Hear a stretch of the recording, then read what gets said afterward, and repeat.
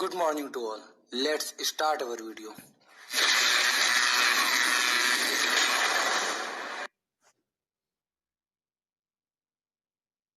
तो आज हम बात करेंगे प्रतिरोध तथा ताप के बीच में जो संबंध है उससे रिलेटेड। इस टॉपिक पर आपका 1 नंबर का अधिकतर क्वेश्चन पूछा जाता है। कई बार समीकरण पूछा जाता है और कई बार डायरेक्ट क्या प्रभाव पड़ता है ताप परिवर्तन का वो पूछा जाता है। तो पहले हम देखेंगे समीकरण को। तो पहला आपका जो है विशिष्ट प्रतिरोध तथा ताप का समीकरण। समीकरण आपका होता है रो टी बराबर रो नॉट ब्रैकेट में 1 plus alpha T minus T not. यहाँ पर जो रो टी है ये रो आपने पढ़ा है, ये आपका विशिष्ट प्रतिरोध होता है और टी का मतलब है कि टी टेम्परेचर पर जो विशिष्ट प्रतिरोध होगा उसको रो टी रिप्रेजेंट कर रहा है। इसी तरह आपका जो रो नॉट है ये आपका एक संदर्भ ताप लिया जाता है 0 से 20 डिग्री सेल्सियस के बीच में, यानी 0 लिया जाएगा या 20 डिग्री सेल्सियस लिया जाएगा संदर्भ ताप। उसको उस पर जो आपका विशिष्ट प्रतिरोध होगा उसको रो नॉट रिप्रेजेंट करता है। आपका यहाँ पे जो अल्फ़ा है ये आपका प्रतिरोधकता ताप गुणांक कहलाता है। टी आपका टेम्परेचर है जिस टेम्परेचर पर आप विशिष्ट प्रतिरोध निकालना चाहते हैं, और टी नॉट जो है आपका यहाँ पर संदर्भ ताप है। जैसा कि नीचे लिखा हुआ भी है कि जहाँ पर आपका रोटी जो है आपका ये ताप टी पर पदार्थ का विशिष्ट प्रतिरोध है, रो नॉट जो है आपका संदर्भ ताप टी नॉट पर पदार्थ का विशिष्ट प्रतिरोध है, अल्फ़ा जो है प्रतिरोधकता ताप गुणांक है, साथ में संदर्भ ताप को बताया गया है कि 0 डिग्री सेल्सियस अथवा 20 डिग्री सेल्सियस लिया जाता है। आपके क्वेश्चन में दिया गया होगा कि संदर्भ ताप कितना लिया गया। साथ में अगर हम और देखें तो यदि हम टी नॉट जो संदर्भ ताप है इसको अगर हम 0 डिग्री सेल्सियस ले लें तो यहाँ फॉर्मूले में इस जगह पर कितना आ जाएगा 0।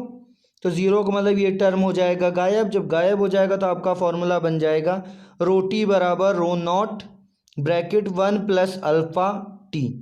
ये समीकरण आपके लिए इम्पॉर्टेंट है, एग्ज़ाम में कई बार ये समीकरण पूछ लेते हैं डायरेक्ट।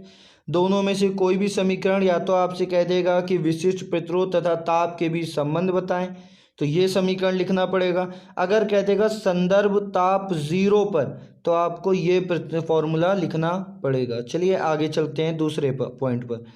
दूसरा पॉइंट आपका बन जाता है प्रतिरोध तथा ताप का समीकरण। वहाँ पर विशिष्ट प्रतिरोध था, यहाँ पर प्रतिरोध आया।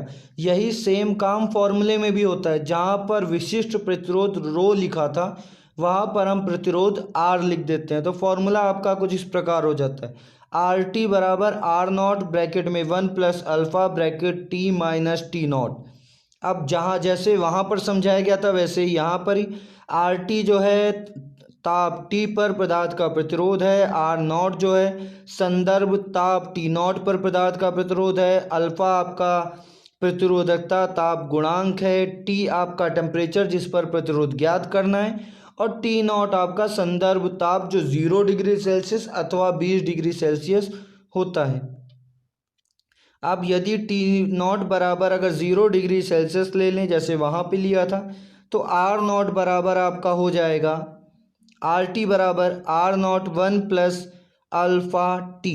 कई बार एग्ज़ाम में अल्फ़ा के बारे में भी पूछ लिया जाता है कि अल्फ़ा का फॉर्मूला लिखिए, तो यही फॉर्मूला आपको लिखना है, चीज़ों को उस पार ट्रांसफ़र कर देना है और जो बचेगा वो आपका क्या बन जाएगा अल्फ़ा का फॉर्मूला।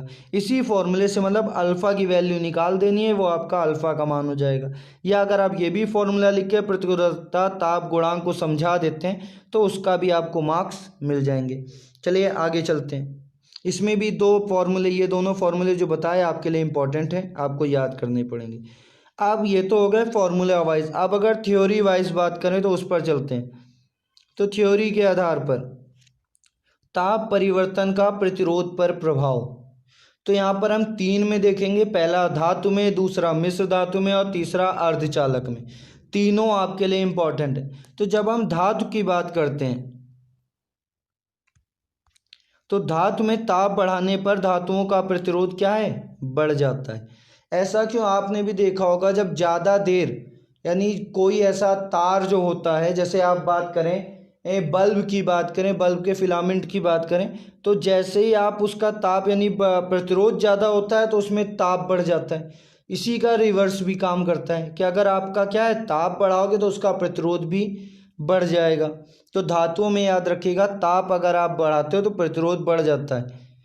इसी तरह अगर मिश्र धातु की हम बात करें तो मिश्र धातु में ताप बढ़ाने पर मिश्र धातुओं का प्रतिरोध धातुओं की अपेक्षा बहुत कम बढ़ता है, यानी प्रतिरोध बढ़ेगा पर अपेक्षाकृत बहुत कम। आपके एग्जाम में मिश्र धातु बहुत रेयरली पूछी जाती है। दो चीज़ें पूछी जाती हैं, एक धातु और एक अर्धचालक। अर्धचालक का जो इफेक्ट है एकदम उल्टा होता है। अर्धचालक में ताप बढ़ाने पर उसका प्रतिरोध घट जाता है।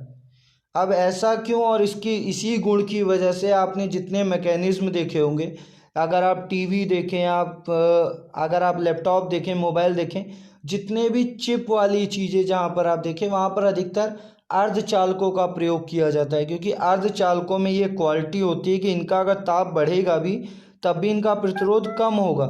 क्योंकि अगर इनका प्रतिरोध बढ़ता, उस कंडीशन में आपके साथ क्या प्रॉब्लम आती, जब आप किसी चीज़ को ज़्यादा देर चलाते हैं तो धीरे धीरे वो वस्तु गर्म होने लगती है। इलेक्ट्रॉनिक्स की बात कर रहा हूँ।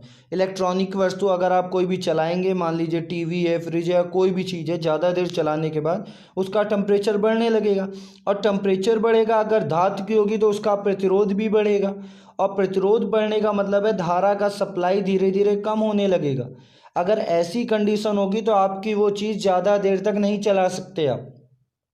पर अगर हम अर्धचालकों का इस्तेमाल करते हैं तो ताप बढ़ेगा और उसका प्रतिरोध घटेगा, तो हम चीज़ों को ज़्यादा देर तक इस्तेमाल कर सकते हैं। इसलिए आपका अर्धचालक में प्रतिरोध घटता है और धातुओं में प्रतिरोध बढ़ता है, ये बात याद रखिएगा। इसी का उल्टा कई बार पूछ लेते हैं चालकता के बारे में कि चालकता बढ़ती है या घटती है। तो जो चालकता होती है वो प्रतिरोध का व्युत्क्रम चलता है। अगर धातु में जैसे प्रतिरोध बढ़ रहा है तो चालकता घटेगी, अर्धचालकों में प्रतिरोध घट रहा है तो चालकता बढ़ेगी। अगर विशिष्ट प्रतिरोध के बारे में पूछेगा तो प्रतिरोध की तरह ही चलेगा। प्रतिरोध और विशिष्ट प्रतिरोध दोनों एक दूसरे के अनुक्रमानुपाती होते हैं, तो जो यहाँ पर काम प्रतिरोध के साथ होगा वही काम आपका विशिष्ट प्रतिरोध के साथ में होगा। तो ये पॉइंट आपके लिए बहुत इंपॉर्टेंट है, याद रखिएगा कि धातु में प्रतिरोध बढ़ जाता है ताप बढ़ाने पर और अर्धचालक में प्रतिरोध घट जाता है। एग्जाम में बहुविकल्पी में बहुत बार ये क्वेश्चन पूछा गया है। चलिए आगे चलते हैं। अगला आपका एक टॉपिक और है, इंपॉर्टेंट है, आपका एग्जाम में 1 नंबर में कई बार पूछा गया है। इसको कहते हैं आप गत्यात्मक प्रतिरोध। इसका मतलब क्या होता है, इसको इंग्लिश में कहा जाता है डायनेमिक रेजिस्टेंस।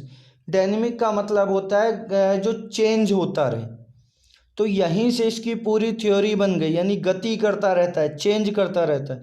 हम लोगों ने प्रतिरोध के बारे में पढ़ा था, R बराबर V/I है, यानी आपका विभवांतर तथा धारा के अनुपात को।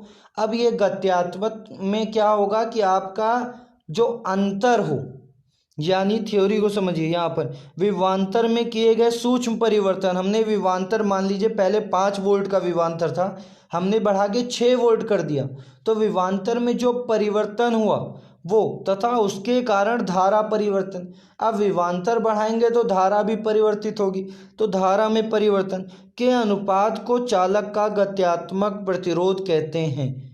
प्रतिरोध में जो विभवांतर में जो वृद्धि हुई, जो अंतर हुआ, परिवर्तन हुआ, और जो आपका धारा में परिवर्तन हुआ, उन दोनों का अगर हम अनुपात कहते हैं तो गत्यात्मक प्रतिरोध हो जाता है। इसे स्मॉल r से प्रदर्शित करते हैं, और स्मॉल r बराबर डेल्टा V/डेल्टा I।